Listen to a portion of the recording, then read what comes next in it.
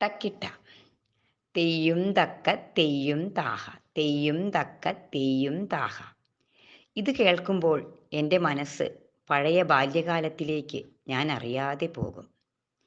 പ്രത്യേകിച്ച് ലോക നൃത്ത ദിനത്തിൽ കിലോമീറ്ററുകളോളം എൻ്റെ മൂത്ത സഹോദരിക്കൊപ്പം തുണയായി പോയിരുന്ന ആ നല്ല നാളുകളുടെ നിറമുള്ളൊരോർമ്മയിൽ ജീവിക്കാൻ കഴിഞ്ഞതിലുള്ള നന്ദി സ്മരണ കൂടിയാണീ കുറിപ്പ്. ഒരുപാട് ശിഷ്യഗണങ്ങളുള്ള ആ കാലഘട്ടത്തിൽ അറിയപ്പെട്ടിരുന്ന ഒരു ഡാൻസ് ടീച്ചർ. അവരുടെ വിലയറിഞ്ഞത് കോഴിക്കോട് മിംസ് ഹോസ്പിറ്റലിൽ ചെന്നപ്പോൾ. സോഡിയം കുറവ് കാരണം 3 വർഷം മുമ്പ് ഏട്ടത്തിക്ക് വയ്യാതെ ആശുപത്രിയിൽ അഡ്മിറ്റ് ചെയ്തപ്പോൾ പരിശോധിക്കാൻ വന്നത് ഇവരുടെ ശിഷ്യയത്രേ. അങ്ങനെ എത്രയെത്ര ശിഷ്യഗണങ്ങൾ.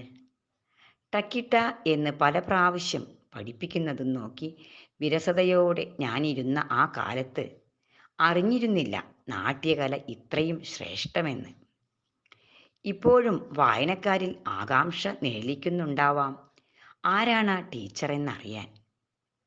കോഴിക്കോട് പത്മശ്രീയിലും കലാമണ്ഡലം സരസ്വതി ടീച്ചറുടെ വസതിയിലും നിരന്തരം ഡാൻസ് പഠിച്ചും പഠിപ്പിച്ചും ആ കലയെ നെഞ്ചോട് ചേർത്ത കലാകാരി മറ്റാരുമല്ല, ശ്രീമതി രാധാ കൊല്ലത്ത്.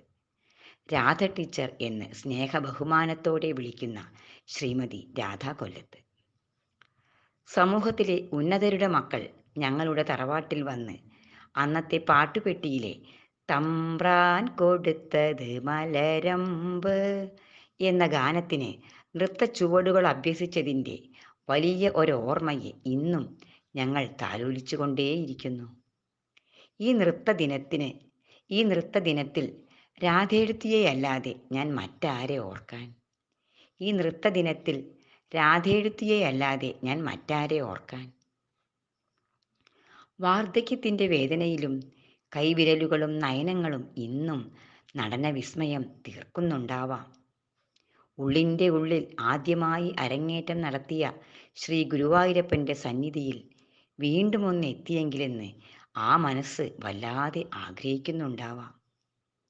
അറിയാതപ്പോഴും അലൈപ്പായുതേ എന്ന് ആ അധരം മന്ത്രിക്കുന്നുണ്ടാവാം. ആദരവോടെ ശ്രീ മുരളീധർ കൊല്ലത്ത്.